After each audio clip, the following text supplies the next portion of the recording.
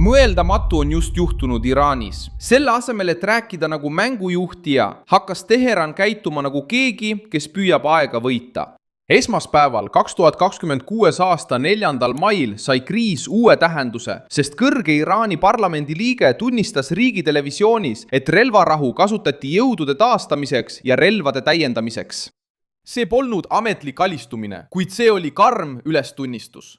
Kui režiim vajab pausi, et end laadida, siis sõda on jätnud sügavad jäljed Iraani sõjamasinasse endasse. Ebrahim Azizi, parlamendi riikliku julgeoleku ja välispoliitika komitee juht, ütles välja selle, mida propaganda üritab varjata. Iraan ei läbiräägi täisjõuga, vaid läbirääkimised toimuvad seetõttu, et jõhker blokaad ja kurnatus on hakanud režiimi tuuma pitsitama, põhjustades selle süsteemis laastavat kahju. Ma räägin sulle sellest kõigest kohe. Aga nüüd tahad sa kindlasti kanalile tellijaks hakata, et olla jätkuvalt hästi informeeritud. Reaalajas info parima ajakirjandusliku kvaliteediga, mida kunagi nähtud. Usaldusväärsuse standardiks on Milson Alvese. Suur pööre seisneb ajas. 47 aastat kasutas Islami Vabariik viivitamist poliitilise relvana. Nii oli seega 1979 aasta pantvangikriisis, mis kestis 444 päeva. Nii oli see ka sõjas Iraagi vastu, mis venis 8 aastat. Nii oli see ka läbirääkimistel. Tuumaläbirääkimistel, kui Teheran oli nõus rääkima, viivitas otsustega, võitis aega ja ootas, kuni Washington väsib. Ainult, et nüüd tundub, et see vana valem enam ei tööta. Ameerika Ühendriikide mere- ja finantsblokaad võtab Iraanilt just selle, mida ta kõige rohkem kasutas – aega. Kõige tugevam märk tuleb naftast. Levivad teated näitavad, et Teheran hakkas naftatootmist vähendama juba enne, kui jõuti ladustamispaakide täitumiseni. Tegelikult pumpab Iraan vähem naftat, sest ta ei suuda kogu toodangut müüa. See on tõsine probleem. Naftast elav riik ei vähenda tootmist rahulikult ajal, mil ta on sõjas. Tootmist vähendatakse sellepärast, et väljapääs on blokeeritud, laevad ei saa enam nagu varem liikuda ja seisva nafta hoidmine võib infrastruktuurile veelgi suuremaks probleemiks muutuda. Iraani võimud püüavad jätta sellest mulje, nagu oleks see kontrolli all. Nad ütlevad, et sektoril on juba kogemusi, et tootmist saab vähendada ilma püsiva kahjuta ja et riik on selleks valmis. Aga keskne punkt ei seisne sõnades, vaid tegudes.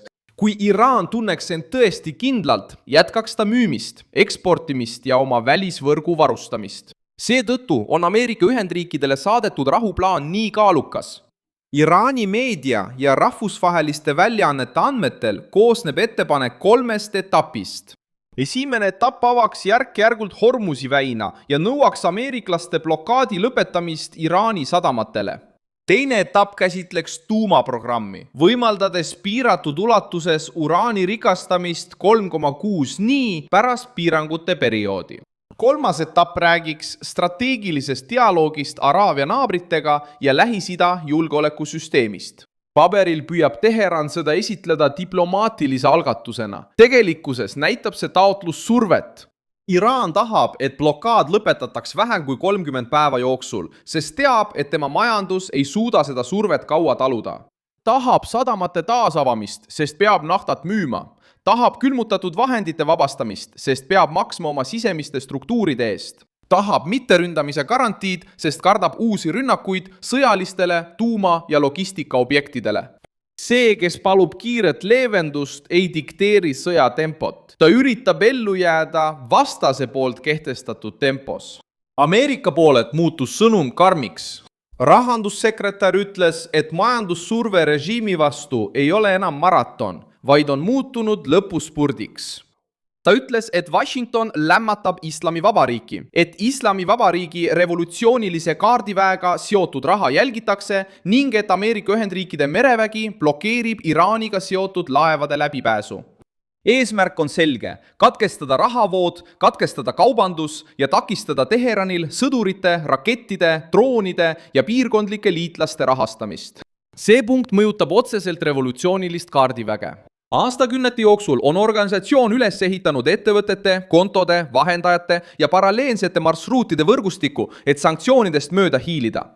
Osa sellest struktuurist läbis panku, sadamaid ja varifirmasid Pärsia lahe piirkonnas, kuid sõda muutis naabrite käitumist, kes varem talusid paljudki. Pärast Iraani rünnakuid laheriikide vastu hakkasid kohalikud võimud rohkem koostööd tegema Washingtoniga, et jälgida režiimiga seotud kontosid, vara ja väärtusi. Raha, mis varem pääses läbi pragude, hakkab nüüd külmuma. See on üks Teherani suurimaid vaikseid kaotusi. Rakette võib näha videotes, laevu võib näha satelliidipiltidel, kuid külmutatud raha ei tee häält. See lihtsalt lakkab ringlusest. Ja kui see lakkab ringlusest, tunneb režiim seda kõiges. Sõjaväelaste palkade maksmine, varuosade ostmine, komponentide import, relvarühmituste rahastamine ja kogu sisemise masinavärgi ülalpidamine. Majandussõda ei plahvata televisioonis, kuid see närib seestpoolt. Samal ajal alustasid Ameerika Ühendriigid operatsiooni, et aidata piirkonnas lõksu jäänud või hirmutatud kaubalaevu. See tegevus hõlmab mereväe toetust, lennukeid, saatjaid ja sõjalist koordineerimist, et hoida marsruudid võimalusel avatuna. See asetab Washingtoni ülemaailmse kaubanduse kaitsja rolli, samal ajal kui Teheran paistab silma kui läbipääsu takistaja. Iraani jaoks on see pilt halb, Ameerika Ühendriikide jaoks on see tugev argument. Surve ei oleks suunatud ainult vaenlase vastu, vaid ka laevanduse ja rahvusvahelise majanduse kaitseks. Sellegipoolest pole blokaad täiuslik. Iraan üritab endiselt lünkade kaudu ellu jääda. On olemas maismaadteed, salakaubaveedu, läbilaskvad piirid, veoautod, mootorrattad, väikesed alused, vahendusettevõtted ja võltsitud laevandusandmed. Piir Pakistaniga on üks neist lünkadest. Veoautod ja mootorrattad võivad vedada kütust, varuosi ja kaupu ühest küljest teise. Aga see ei asenda naftatankereid. Laevad veavad tohutuid koguseid. Salakaubandusvõrgustik võib valu leevendada, kuid ei suuda toetada majandust, mida survestavad meri, pangad ja sanktsioonid. See ongi see, mis teeb olukorra Teherani jaoks nii keeruliseks. Režiimil on endiselt võimalusi vastu pidada, kuid iga alternatiivne viis on aeglasem, kallim ja hapram.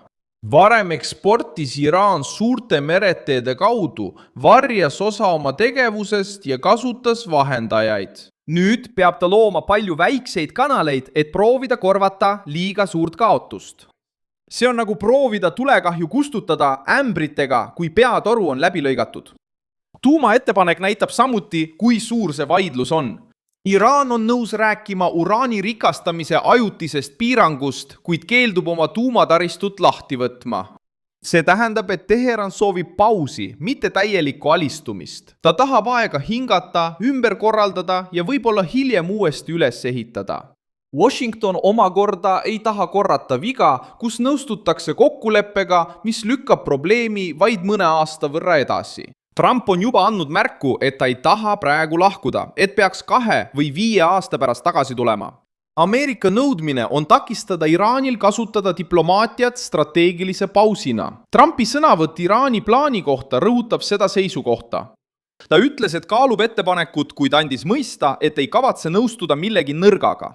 Ta ütles ka, et Iraan pole veel maksnud piisavat hinda selle eest, mida ta on maailmale 47 aasta jooksul teinud. Sõnum on lihtne. Washington ei taha lihtsalt tulistamist peatada. Tahetakse võtta režiimilt võimalus korrata sama ähvarduste, läbirääkimiste, viivituste ja taastamise tsüklit. Teine oluline punkt on raketiarsenal. Trump väitis, et suur osa Iraani raketitootmisvõimekusest on kõrvaldatud ja ta sooviks kõrvaldada ka ülejäänu. Isegi kui see hinnang tuleb Ameerika poolelt, näitab see sõjalist prioriteeti, takistada Teheranil kiiresti oma ründejõudu taastamast. Režiim võib küll püüda vastupanu müüa, kuid kui ta kaotab tehaseid, komponente, raha ja imporditeid, muutub asendamine üha raskemaks. Ka Iraani liitlaste olukord muudab olukorra veelgi keerulisemaks. Hezbollah Libanonis oli juba varem tugeva sõjalise ja poliitilise surve all. Houthid Jeemenis hakati samuti pidama osaks samast merelise ohuvõrgustikust. Teherani toetatud relvarühmitused Iraagis ja Süürias muutusid haavatavamaks. Iraan on alati kasutanud neid väliseid harusid ründamiseks, ilma et ta ise kogu otsest hinda maksaks. Nüüd, kui rahalist ja logistilist keskust survestatakse, tunnevad seda ka need liitlased. Kogu võrgustikku on kallim üleval pidada. just selles kontekstis kõlab regionaalse dialoogi jutt Araabia naabritega nagu varajane, kaudne nõrkuse tunnistamine. Aastaid on Teheran püüdnud piirkonda hirmutada rakettide, droonide, relvarühmituste ja energiatarneteede ähvardamisega. Nüüd räägib ta Lähis-Ida julgeolekusüsteemi loomises, sest režiim on aru saanud, et isoleerituna, blokeerituna ja külmutatud rahadega tuleb ümbritsevat survet vähendada.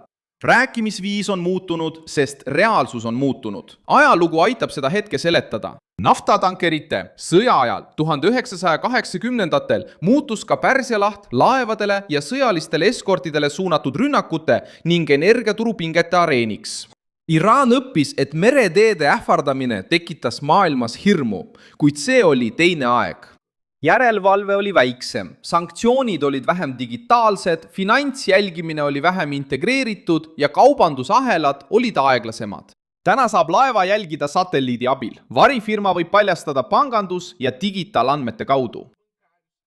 Konto saab tundidega külmutada. Vana taktika on sattunud uude maailma. Teised riigid näitavad sama mustrit. Venemaa üritas sanktsioonidest mööda hiilida paralleelse naftalaevastiku, alternatiivsete kindlustusandjate ja ostjatega, kes on valmis riski võtma. Venezuela üritas säilitada eksporti isegi finantssurve all ning jäi lõpuks sõltuma kallimatest marsruutidest ja piiratud partneritest. Põhja-Korea jäi ellu salakaubanduse, isolatsiooni ja salajaste võrgustike abil, kuid selle hinnaks oli oma elanikkonna veelgi suurem vaesumine.